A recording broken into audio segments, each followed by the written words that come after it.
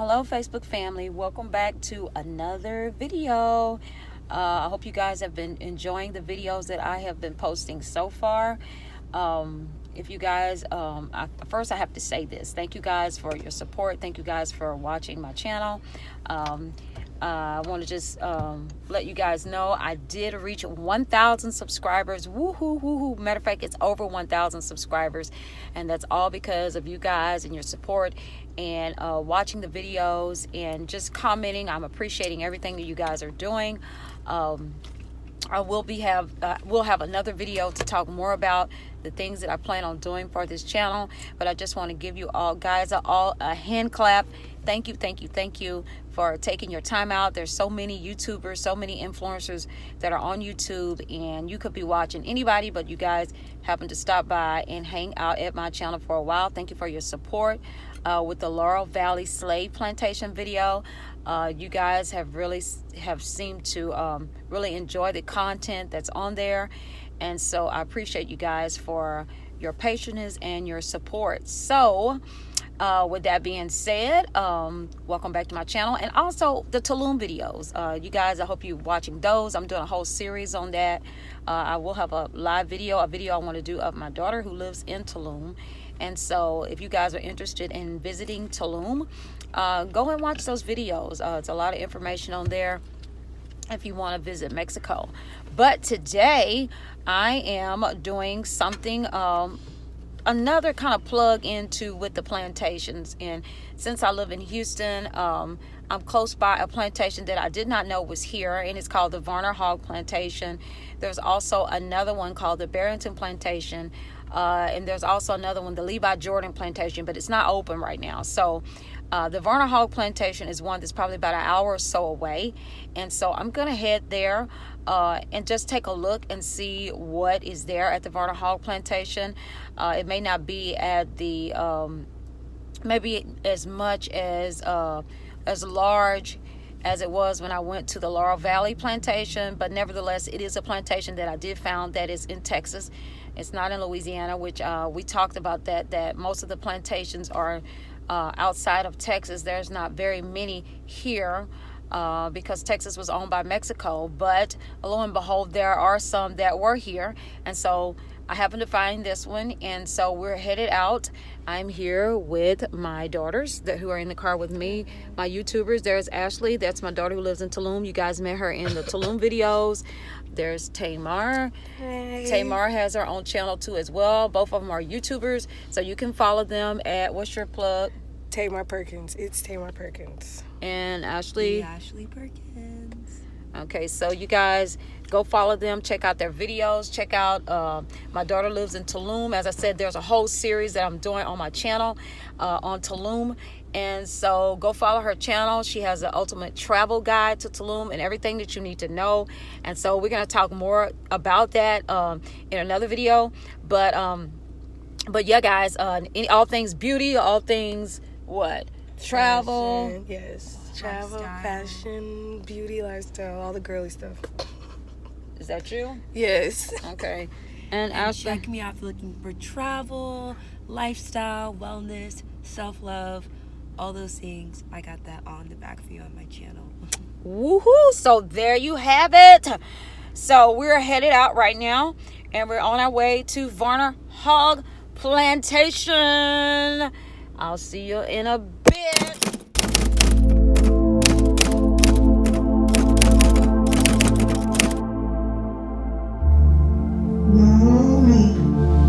There was heaps of things going on in slave time, but won't go on no more, because the bright light has come. I don't like to talk about some of the things I have seen with my own eyes, and I like to think of good things.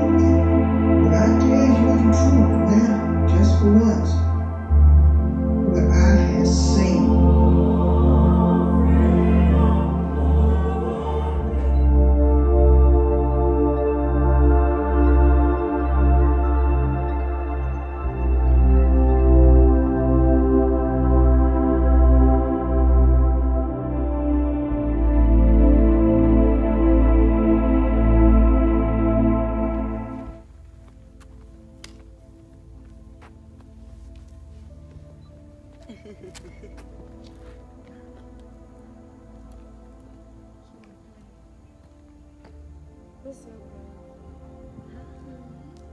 Where you going? She definitely belongs to someone. Where you going? Huh?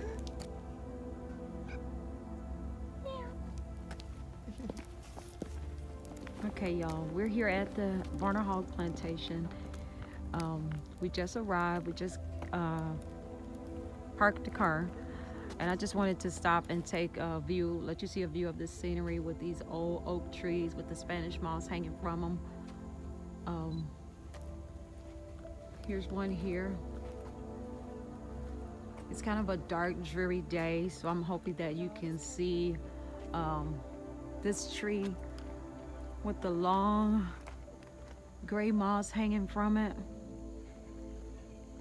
It's a sight to see. There's no telling how old this tree is. We're about to walk into the museum and see, you know, what are on the grounds. Pay the admission fee. So yeah, as you can see back there are the groves. We're gonna see what we can glean from this particular plantation. I wanted to do this because the Laurel Valley Plantation video, I had a lot of good footage there, and you guys seem to enjoy that. So I wanted to come back, and because Monday is Martin Luther King's birthday, and also February is coming up, which is Black History Month, I think it's very relevant and it's very important that we know our history and where we came from. I don't want anybody else to teach me my history about me, about my people, about my ancestors. I want to know it for myself, so I can pass it on to my daughters who I brought with me. I can pass it on to my grandkids, and they can know the history of where we came from, and it makes you more appreciative. A lot of people ask me in the comments, like, why, you know, someone asked me, why are you doing this or whatever, and I said, because I think it's relevant to know where you came from, because if you don't know where you came from, then you don't know where you're going. And so I believe that we're standing on the shoulders of our ancestors and those who, our forefathers and those who went before us. And so it has given us the opportunity that we have now for me to stand here.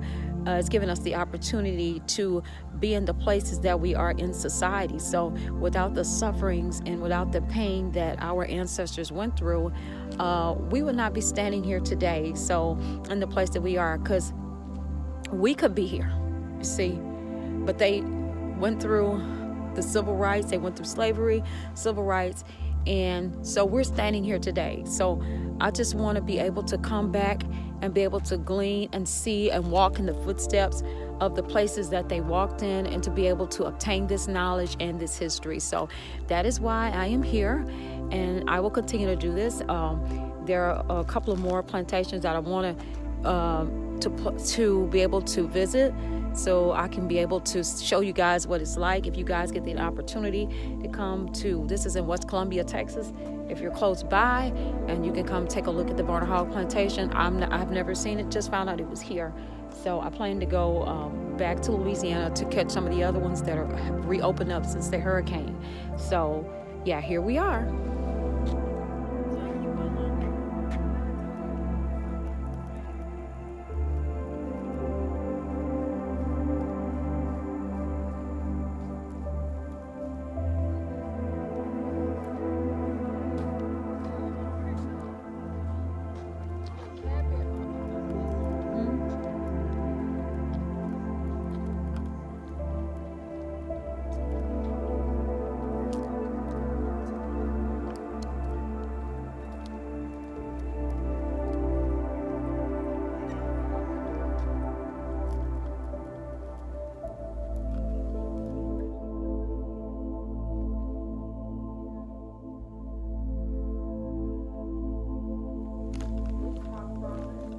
Right.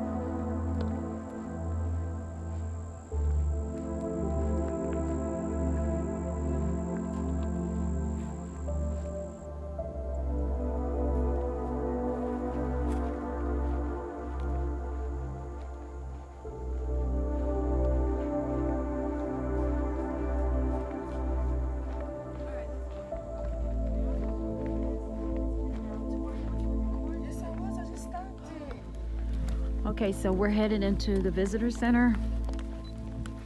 Just right here that we're about to walk into.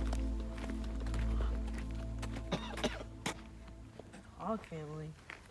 Okay, and a little bit of history of that. The Varner-Hogg Plantation was formerly owned by the Varners, and it passed hands into Patton. I'm trying to remember the first name of him, but it passed hands into a man named Patton from Kentucky. When he came, he brought a lot of enslaved labor with him. He brought a lot of slaves with him, and he began to run this plantation. Then it also passed into the hand of the Hogg family, which is what we see here. This is the talking about the oil field road, and Hogg always thought that there would be oil on this property. During his lifetime, the oil was, he never did strike oil, but after his passing, after he passed away, his children kept the mineral rights, and they did strike oil and became a very wealthy family. So this is just some of the history here.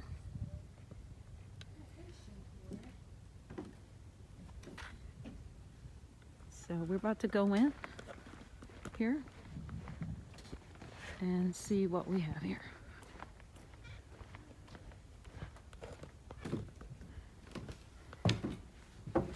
This is the porch of the visitor center. Are you guys in the walking room? Mm-hmm. Yeah. So how does it work? Basically, you can start this over here where it gives you. Hello, how are you? Oh, did you want to start? No, go ahead. It gives you an overview of the history and the geography, Mm-hmm. and then I can show you. You can start in that room, and then you can go around this side. Either you can drive because it's kind of cold, or you can walk. It's up to you. But you're here in the welcome center. If this can work. You're in the welcome center, and then this is the barn. Feel free to go through there. And then you have like a little picnic concessions area. And then right here, right before the creek, you have Hogg's cottage. And Hogg's cottage, we have a more in-depth narrative on like the plantation business aspect and the enslaved history. And there's also a bit of history about how this place was used for like the oil rigs. You can go in the big house, but there isn't any furniture in there because they're about to do some restoration work. So all the furniture was taken out and was taken back here to the CRC. We have Angela back here if you want to look at the furniture, and she can walk you through. You know, you guys know how like everything's on high shelves when you go into like. My brain just stopped. It's okay. When you go into Sam's and Costco, Oh, okay. Yeah. they have the furniture stacked up like that, so you can see some of the furniture, and she can like give you information about it. We just ask that once you cross the creek, there are no photos, and that's to be respectful of the enslaved quarters. Okay. That's all the way in the back, and then right here you have the ruins of the Sugar Mill. We also ask for no photos back here because this is a cemetery for the Patton family. Okay. Everything is pretty much open. You can't go in here. This is actually a residence for my supervisor, so you can't go in there. Okay. But other than that, you can pretty much go anywhere. Okay. Okay. Cool. All right. Okay. Oh, can we take this? And then there's some more, there's some more here. That little map. On the map, on the map, on the map. And do you guys want to pay separately or together? Oh, yeah, we have to do this Separately.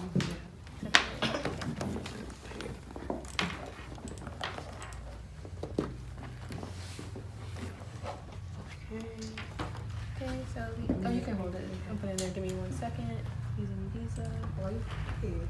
Oh, Oh, how much is It's gonna be $7.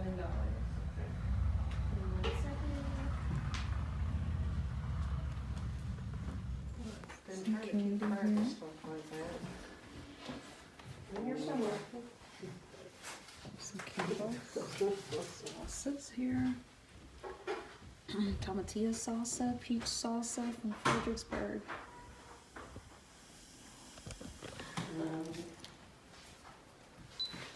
Welcome to Varner-Hogg Plantation State Historic Site. All right, y'all, so we're at the beginning. It started.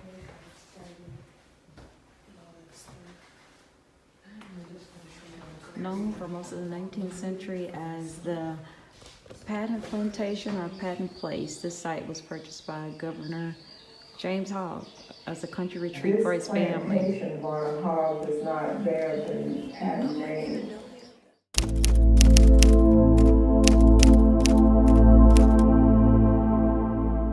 Era.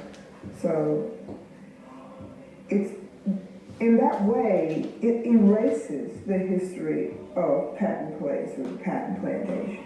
And so what we have to do is tell the story of the entire plantation and all those that helped to build the wealth and help to establish this great country of ours. I have the feeling that in some way the truth it's trying to be told. I can just only imagine the emotions that they went through and the pain they felt and the loneliness of leaving all your loved ones behind and having to start over.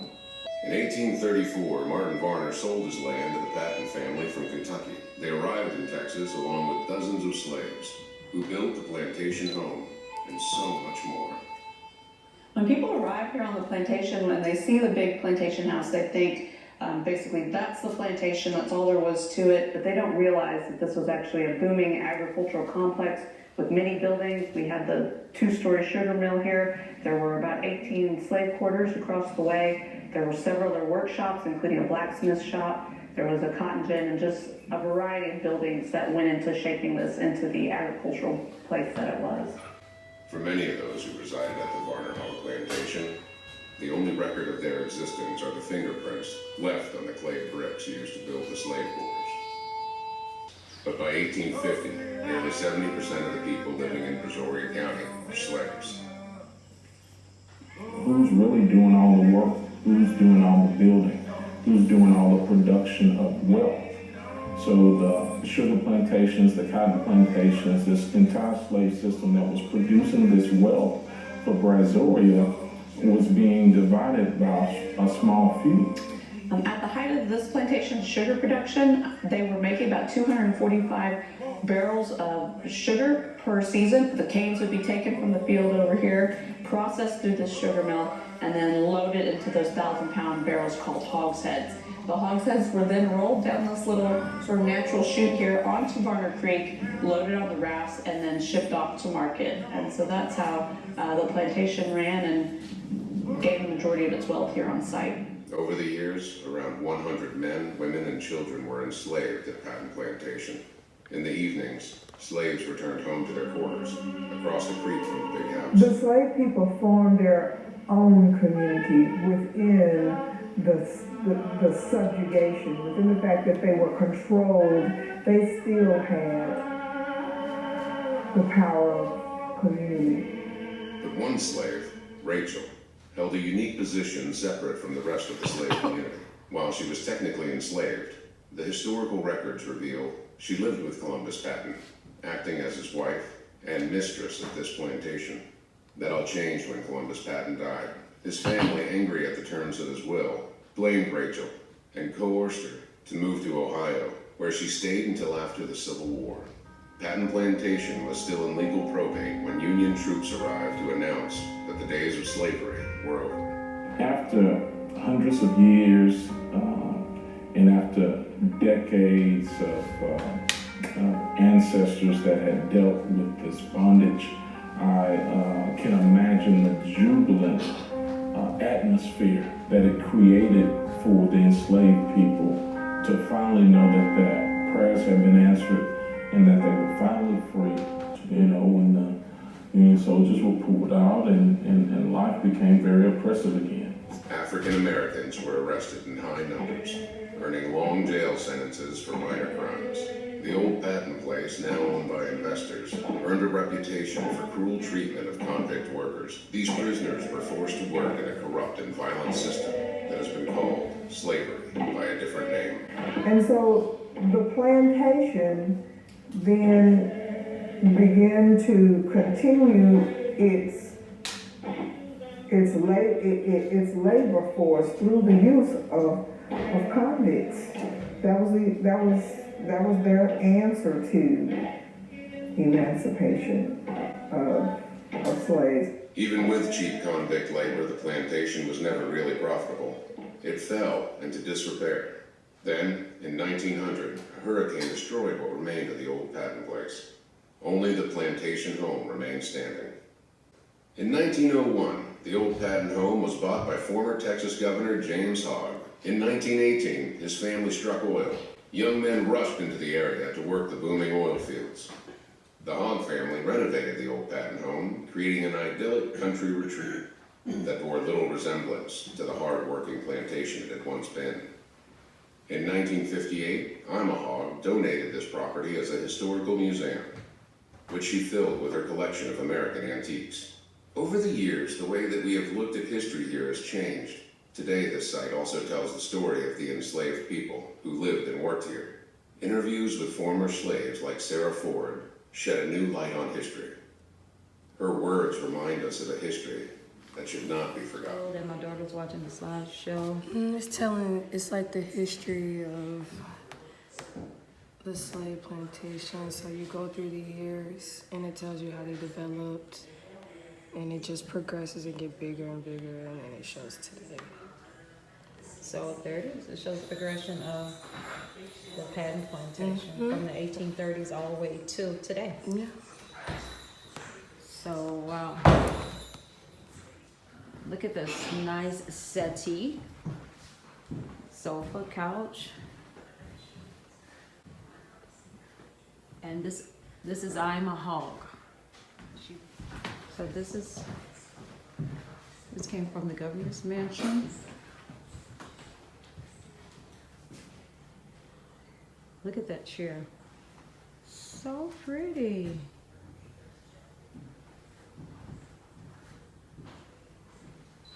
Please do not touch the artifacts. Look, our curator knows karate. There's another picture of Ima Hogg.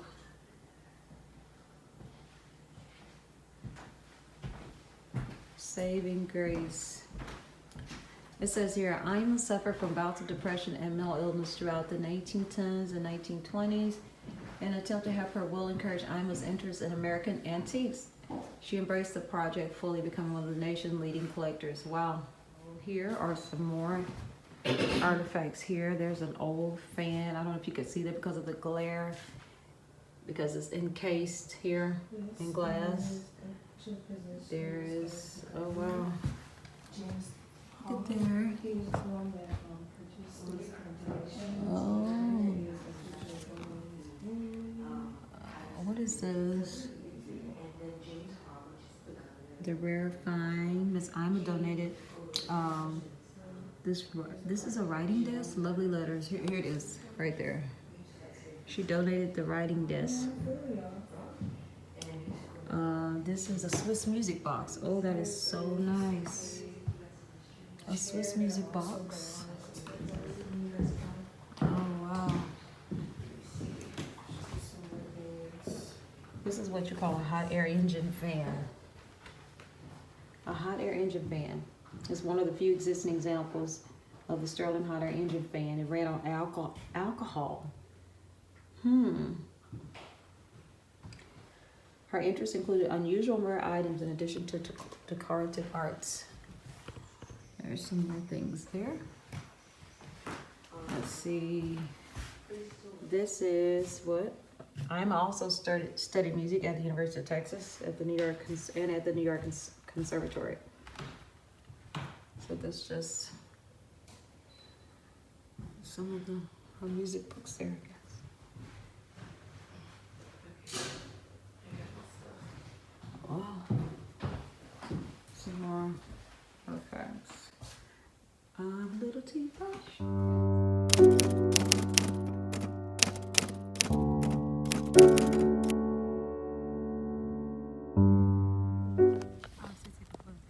Make sure you get your thumbnail, Mama. Make sure you get your thumbnail. Come on, girl, look at me. Yeah. Look at me, because I need you to make my video cute. Come on. Like I'm doing something natural. Okay, guys, I'm here now standing out on the property. We've just left the museum. This cat really likes us. He's following us around. He must be part of the family here. But we're standing here and we're about to go into the barn. And it has some, oh wow, it has some beautiful antique cars, an antique cart. Look at that, that is absolutely beautiful. I would absolutely love to own this. And I would definitely ride in it. Look at that, interesting. Look at that. I love that. Let me pull back a little bit so you guys can get a better view of it. Surrey. Before the invention of the automobile, Surreys were a type of doorless four-wheel horse-drawn carriage popular in America from the late 1800s to the early 1900s. These vehicles typically had upholstered bench seating for up to 4 passengers. Originally, it was called a Surrey cart. These carriages were named for the place they were first made in Surrey, England. Am I saying that? Surrey or Surrey? Surrey? Surrey, England? Wow. John Deere, you've been around that long. John Deere. There's old cart. This is the Huggy Buggy. Look at this one. So it's a lot of antiques here, y'all. This is a plantation, but I'm just taking you on a tour as I did in the last video just to see some of the old artifacts and no telling. How old is this barn? 1840s this barn has been standing. Here's some cotton scales. Look at this. These are cotton scales. This cotton scale was a balance they used to weigh the large sacks or bales of cotton. Here you see the slaves right there weighing the cotton there. Let's get you more close-up shot of that. And these are some of the equipment that the enslaved labor. Actually, they didn't have this. Let me stop lying. This was not the enslaved labor equipment, right? No, some of that's like the sugarcane The wagon. cotton scales were. The sugarcane wagon they used, Yeah. the slaves used. Okay, Look at this. Look at this. Sugarcane wagon. Can we Oh, play wow. with this? Isn't that like cricket? Yeah. I doubt it. You're not supposed to touch. This is a harrow. It breaks up the chunk of soil left in the field is plowed. So it's equipment here. What's in this little area here? As you can see, look at that.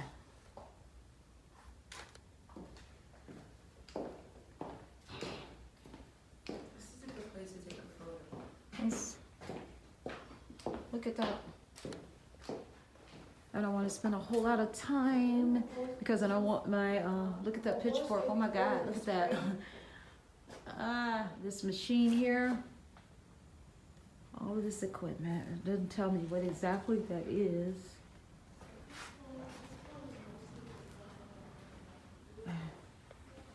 You know, I want my camera to run a battery here. This is just the back of the barn, and this is some more of the property here. So, yeah, me and my girls, I got my girls out here again. You know, I want them to know about this stuff. I want them to learn and know and be knowledgeable. So, and they're all bloggers, so I love it. So, yeah, let's go back out. Look at these old oak trees with the Spanish moss hanging. There's no telling how old these trees are. Oh, wow. Look at that. I think it's Dr. B. It's on YouTube. I heard him call it. He said, look like old men's beards hanging from the branches. Look at those old oak trees. The stories these trees would tell on this plantation. And it just grows back off in there. Look at that. A lot of times they would hang the slaves in these old oak trees, y'all.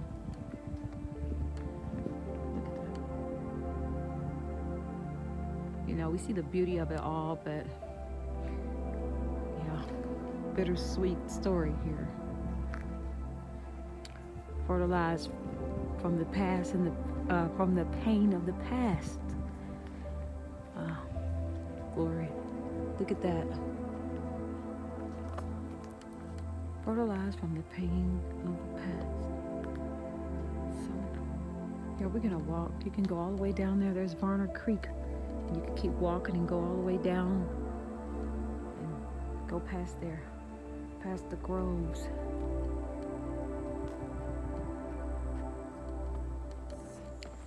So we're going down this pathway here, and the cemetery is back here. It's kind of hard to vlog with us. Also, I don't care if you talk in my video. Governor Hogg's bathtub is back here. It said Governor Hogg had a bathtub that was here on property because of his large size. That was a bathtub that he had back here.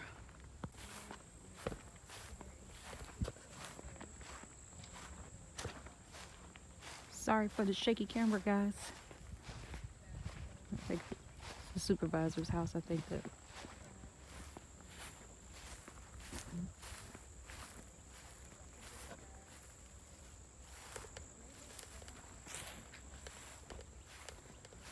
Trying to stop my camera from shaking, guys. I want you to be able to see this footage. It's kind of terrain I'm kind of walking on. It's kind of rough here.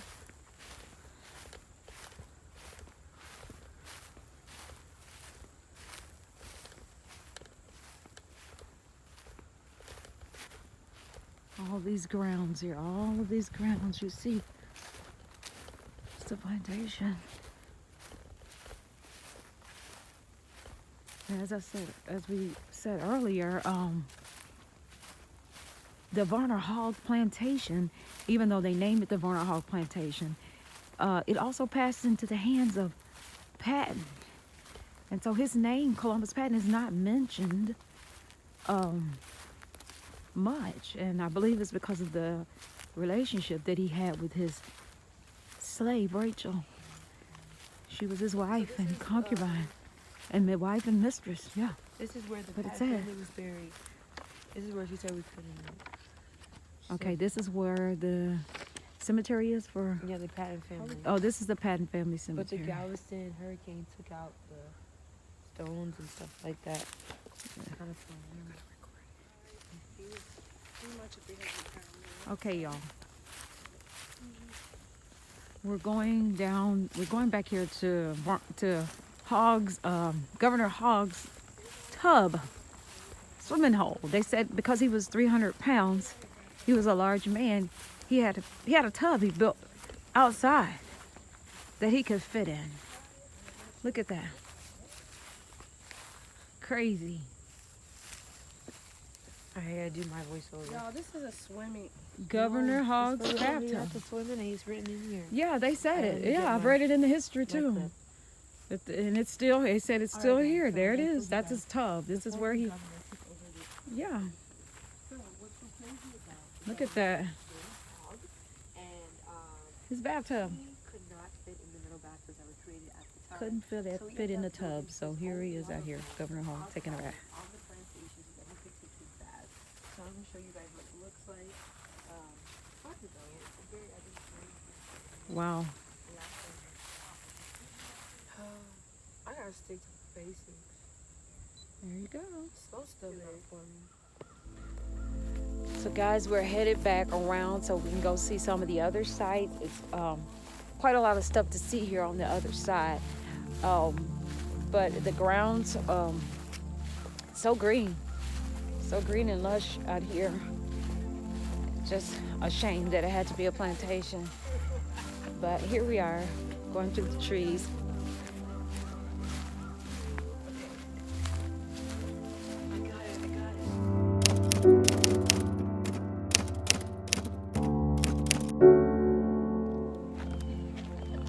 Okay guys, we're getting ready to, as we just left from down the pathway, I showed you guys there was the Patton Cemetery. Also I showed you the Varner-Hogg's bathtub.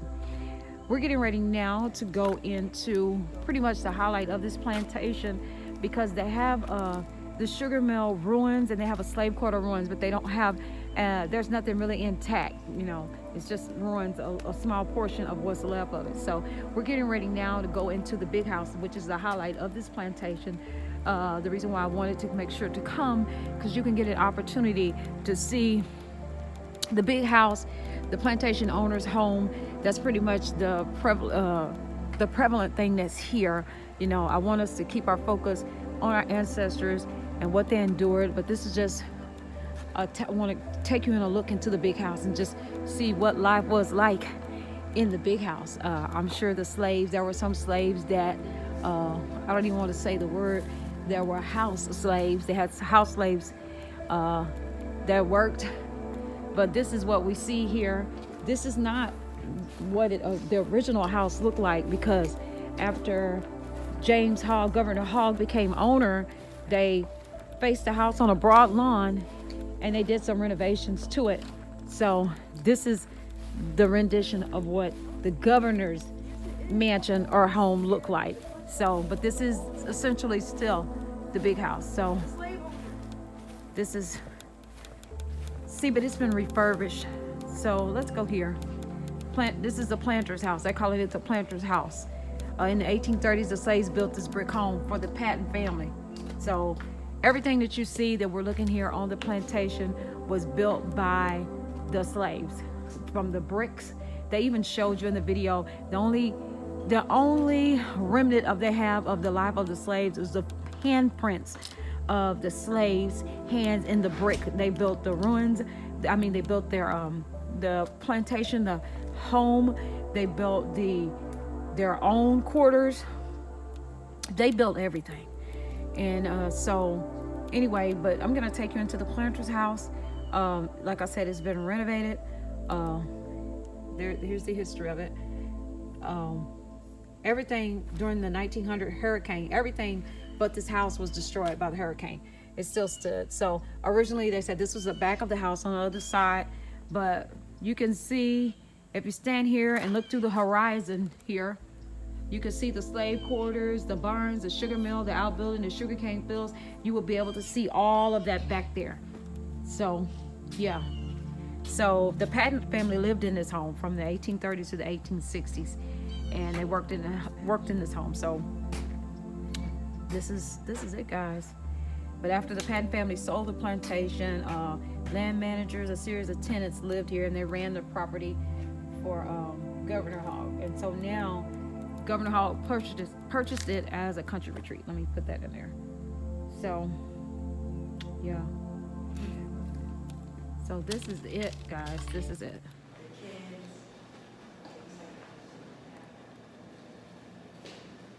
Okay, guys.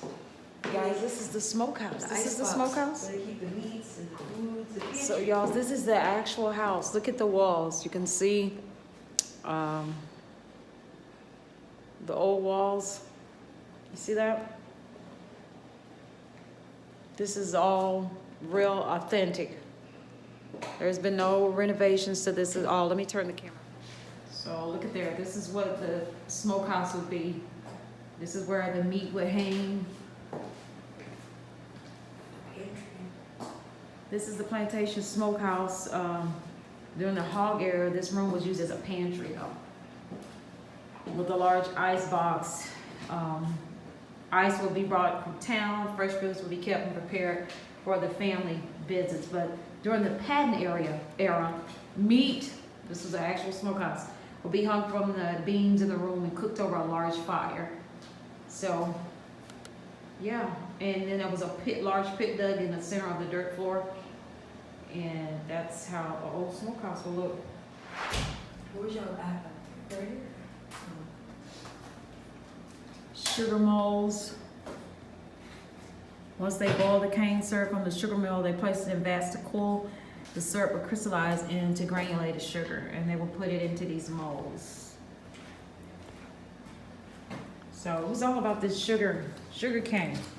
Let's go into this section of the house. This is the kitchen. Oh wow, look at that.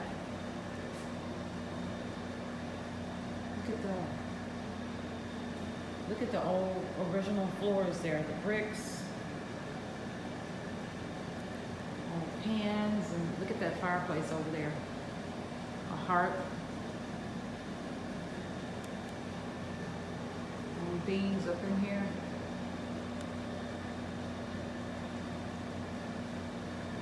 There's a water pump. We're used to looking at the sinks, but there's a water pump there.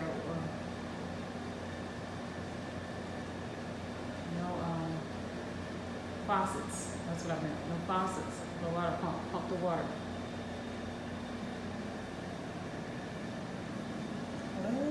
says this is what we're looking at right now.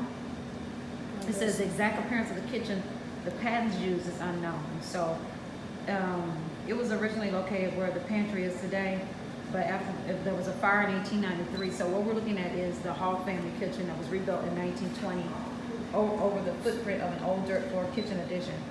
So they have to do some renovations here. Okay, y'all, so it says right here, so this is the plantation's kitchen right here.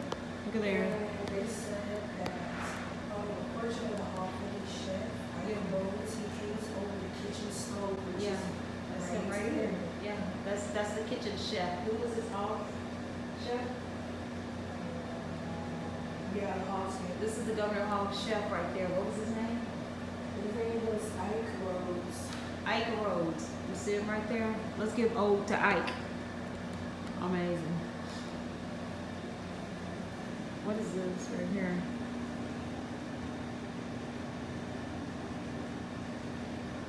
These are these are pecans, actual pecans.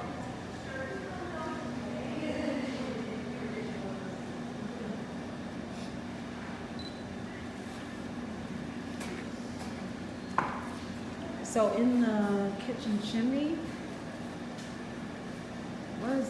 there's the bell. The bell that's hanging in the kitchen chimney. There it is. The bell hanging in the kitchen chimney was purchased by the Patton family. It was in the yard. They put it in the chimney during the renovations in the 1920s.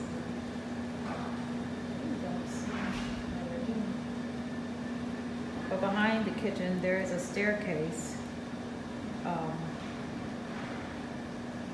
Behind the kitchen, it leads to a room above the dining room known as the dormitory, which housed the kitchen slaves. So behind this kitchen would be a staircase, and that's where the kitchen slaves would stay there during the Patton era.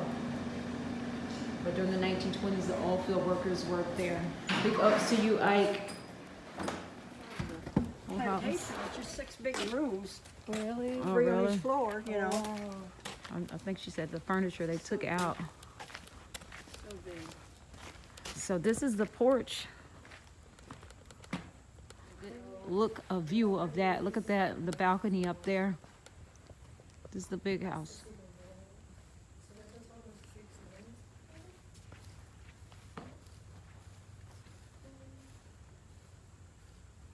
They had to take the furniture out because they're doing some renovations in there from Varner-Hogg's. I'm pretty sure it was decorated quite ornately. Let's go take a look on the inside. So we go, can you imagine this? This is where they sat on the porch, right here. Let's take a look inside.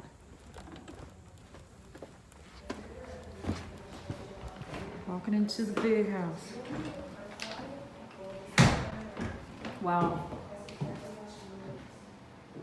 The staircase there. So life and labor at the plantations. The enslaved people in Brazoria County fought back against slavery in every way possible. They would run away, they would work slowly, and which would only result in them being whipped, chained up for days, fitted with spike collars, being chased by dogs. So punishments like this you think would make them stay, but instead it made them run away even more, and it was even more of a frequent occurrence. Oftentimes, like on this plantation, there was an overseer named Jake, and he was the one that Patton appointed during the Patton reign. Patton appointed him as an enslaved person. He was still a slave, but he would oversee and administer the harsh punishments on other slave people. Sarah Ford, who was also born into slavery, you heard her voice, I'm going to put at the beginning of the video. Sarah Ford was also born into slavery at the Varner-Hogg during the Patton era, and there was an interview they have of her in 1936, and she discussed many details about the daily interactions, working conditions, the health, the families, punishment, and the resistance that went on at the Varner-Hogg Plantation. The quarters were separated when we go down and you'll see from the main house by a creek and a row of trees. If you can, when we go out there, I'm going to show you, and that gave privacy from the slaves. So that was the separation between them and between the big house and the slaves outside. The enslaved people were often woke up at 4 a.m. in the morning, it said, so they could drink coffee and get ready to work at the field by sunrise. Breakfast was eaten at the fields, and then at sundown they gathered to eat dinner. So as I said, they worked from sunup to sundown. Sometimes they would get half a holiday on Saturday to do their personal chores. But yeah, this is the life of the slaves. Not much of a life, but this is it. So, and even after, like I said, even after slavery ended, they still had a way of keeping the slaves under bondage, because then they would convict them of petty crimes, and that way they can have free slave labor, as I talked about during the patent place. See, there's a couple of couches, but it's not in here. So let's go upstairs.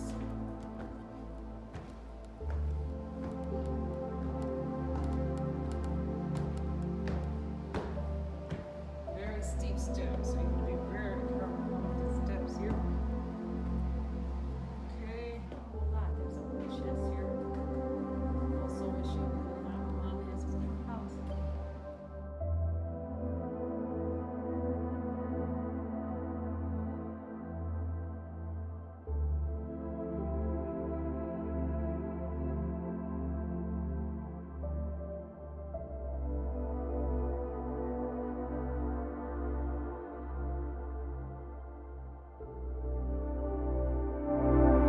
Show you guys as I walked out on the balcony, so you'll be able to see. I mentioned this fact when I was inside the house, that this area back here looking out over the fields here, this river is a separation or divide between the enslaved labor, which is over there. You can see the ruins of the sugar mill, and the slave quarters are over there. This is where the slaves were, and this over across the river is where the plantation owners. This is where the plantation owners lived. So we see that separation, and that's interesting. Even though there was a separation, they also had the opportunity to look out over and watch and see what was going on the other side. So even though, like I said, there was a separation, you still see that surveillance from the plantation owners, and yeah, that they can watch the slave. Okay, so guys, we're getting ready to go over down the creek, so I can show you the ruins of the slave quarters and the ruins of the sugar mill. This is the other side, the back of the house. I'm not sure what's up here, but we're gonna go upstairs to see what's going on at the other side of the house. Here. So we're gonna walk down the river here. So when you come to the Varner-Hogg Plantation, you can, when you come here, once you pay your admission up front, you can just walk these grounds. It's even a picnic area they have out here where you can come out here and picnic or whatever. You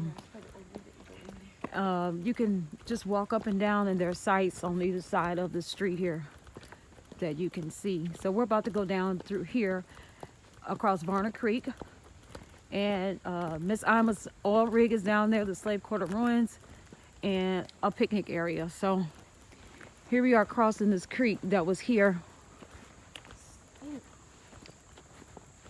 We're going down where the slaves lived. So this is the separation and the divide. So here we are crossing to the other side of the bridge here.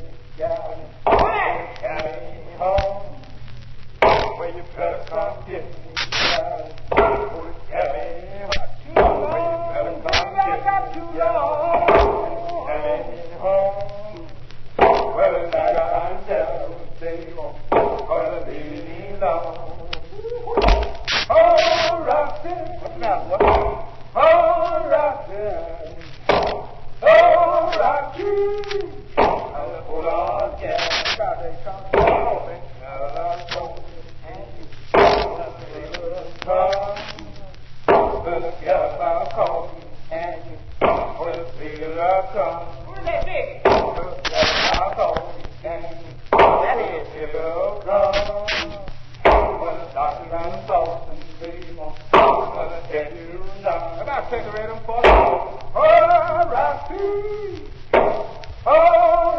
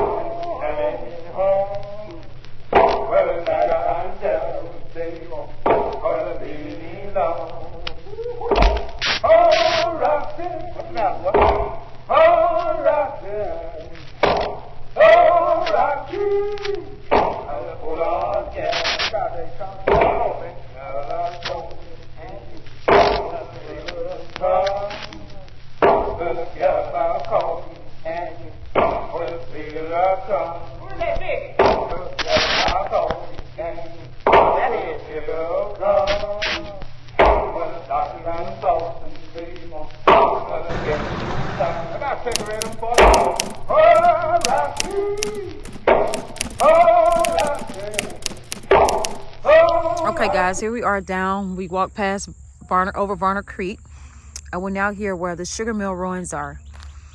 As you can see, there's not much left of the sugar mill. Let me go over here so we can get a good view of it.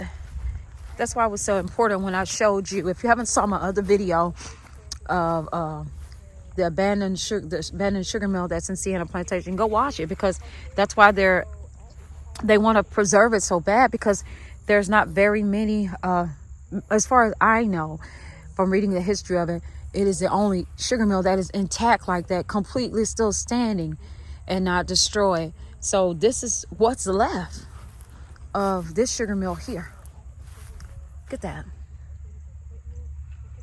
So this is probably where they poured the sugar and made a fire.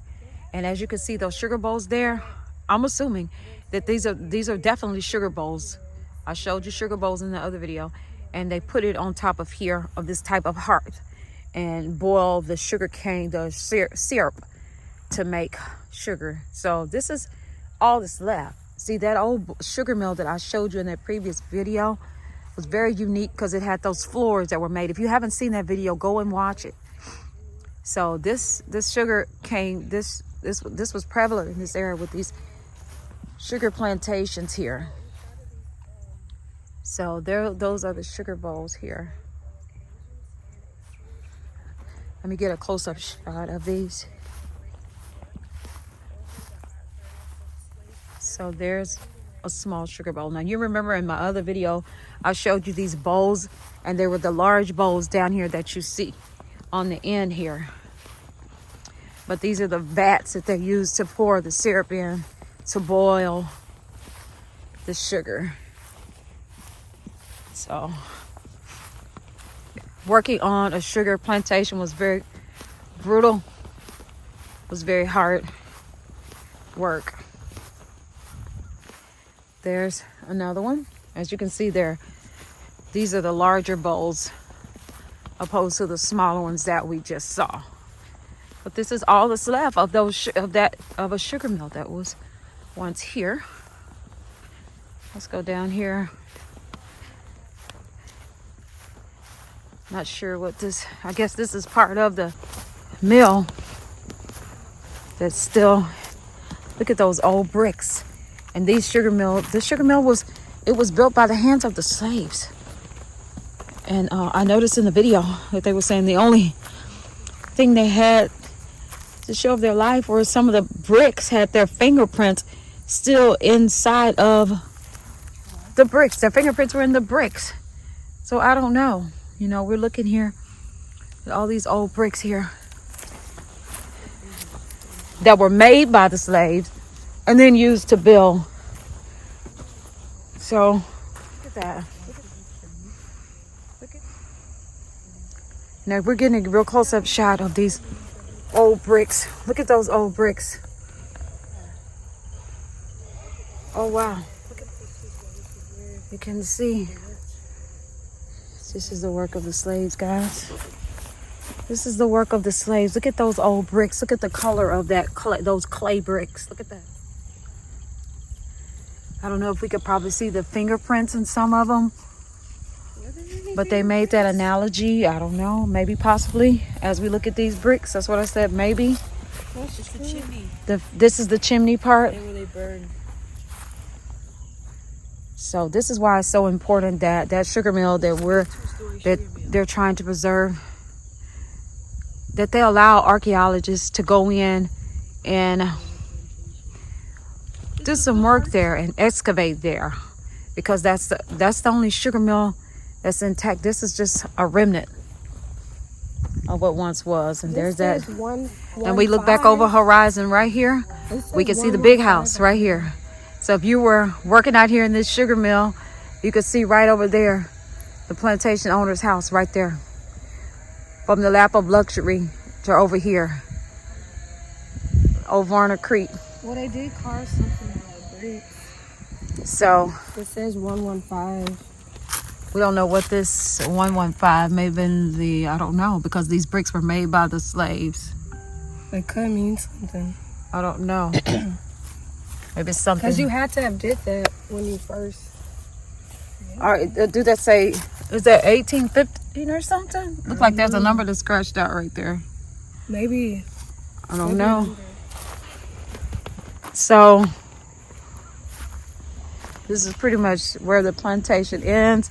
You can see almost all rigged. The all rigged when Governor Hogg's family took possession, and he told them that there were oil on this plantation, and he never saw the oil himself, but he was absolutely right to keep his children from selling the minimal rights, because 15 years they had minimal rights and they did strike oil, which made them a very wealthy family. Probably another. Okay, here's another one of those hearth light circles where they probably put the sugar bowls to make the sugar. What is over there? Is that part of the exhibit? I don't think so. Okay, this is the sugar mill. We can cut across the grass. What was it like to work here? The sugar harvest, it says, especially in the winter time, in mid-October, as when they had to cut before the first freeze. So slaves worked around the clock, y'all. They worked around the clock, feeding the cane into the cane crushers. And these slaves worked as mechanics to keep the mill, cane crushers, and boilers working properly. There's some photos. And the big iron pots that I showed you, those are the boil the cane juice. Yeah, over the hot furnace. I was right when I told you that. They strain away the impurities that float to the top and let off the syrup into the next kettle. The master sugar maker determined when it was time to move the concentrated syrup to cool in shallow wooden tanks. Y'all, we got it made. We don't have to do that anymore. Slave labor.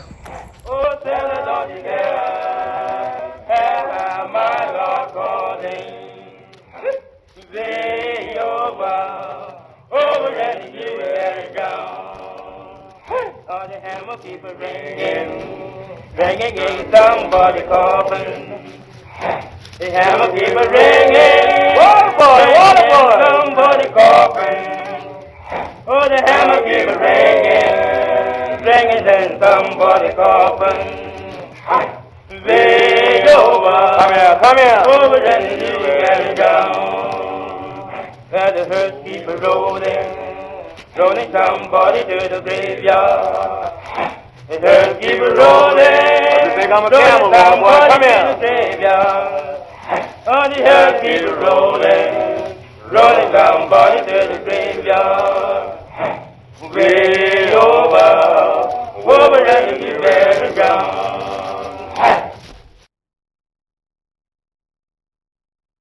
Come along. Let's go to bearing. Come along. Let's go to bearing. Here we are at the slave quarter ruins. Not much left here, but just a foundation. But you've seen this, if you haven't had an opportunity to look at my Laurel Valley video, you can see the actual slave quarters and slave cabins and go inside and see what they look like. But here at Varner-Hogg, this is all they have left of one of a slave cabin, I'm sure. So let's go see. This is all this left, is this foundational piece of the quarters. This is it. Those are real bricks. Now, notice that when we were in Louisiana, they were made out of the old cypress wood. But here they were bricks. So there's a difference. And you can see the square footage. It's quarters. Not very big at all, huh? They pull back a little bit so you guys can see the footage of this quarter. Not very big at all. Not very big at all. Wow. Wow. They had a vegetable garden. So here's the picture of the actual slave quarters. They were made out of brick. It was not the old cypress wood like it is in Louisiana, but these are the Negro quarters. This is just a picture of it. This is not these quarters here, but this is what it would look like, a similar portion of what the slave quarters would look like. And what I showed you right here, these are just the outlines of the slave cabin foundation. It was a double pen structure, had 2 living spaces sharing a wall. So it had a double fireplace, so either side was a family. An entire family of 5 or more slaves lived together in a 12 by 12 room. Guys, listen. That's wow. 12 by 12 rooms. 18 slave cabins was here on Varner-Hogg. One stood at this very spot. And it formed a small community separate from the big house across the creek. As I said, the slaves would have had their own small vegetable gardens, hunted small game like rabbits, and marriage was encouraged on the plantation, believe it or not. The slaves lived with their families. These quarters were always full of children. As I was talking about earlier, what do they do for fun? And they showed this idealized scene of slavery community, but really, what they didn't have any free time. Be serious. But they did find harmonica fragments, children's toys, suggesting, like, you know, the slaves found time to play music, enjoy some type of community life. But I mean, I wouldn't call this community life. I wouldn't. So you can imagine out here among these old oak trees, hanging with Spanish moss, the activity that went on out here. As I look out here and I see my children vlogging, I see my daughter vlogging, it brings tears to my eyes to know that I have given them an opportunity. Oh God, the sun just came out. Look at God. Look at the sun just came out. It's been a dreary day, and the sun just came out upon me. I'm almost in tears right now when I see my kids vlogging and telling their YouTube families, because this is not really their subject history, but they're taking the time to add this to their channel so they can let others know and shed some light on our situation now. Look at that. I'm sure there were times when their fathers and mothers are working hard. They were working too. We're blessed to know that our children have an opportunity to attend universities. They have an opportunity. My daughter's an expat to travel the world. These slaves had no opportunity but just to work. This is as far as they got every day from sun up to sundown. So we're blessed, people. We're blessed. We're blessed. Walk through again.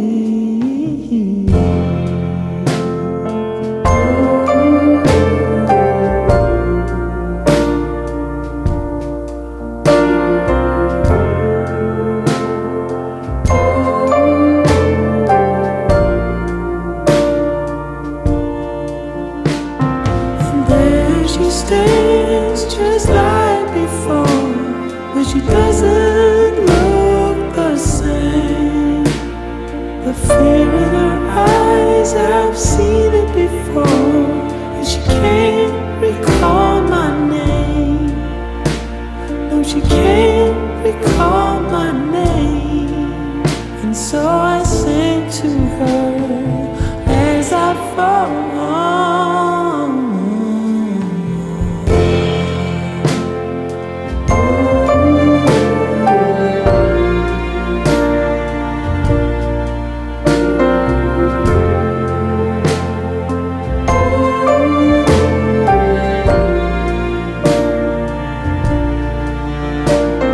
A shimmering light as I hit the ground. Her lover had a gun. Now it's you that I see, home of the brave. Oh, how you bother me. Oh, the things you let me see. But still I say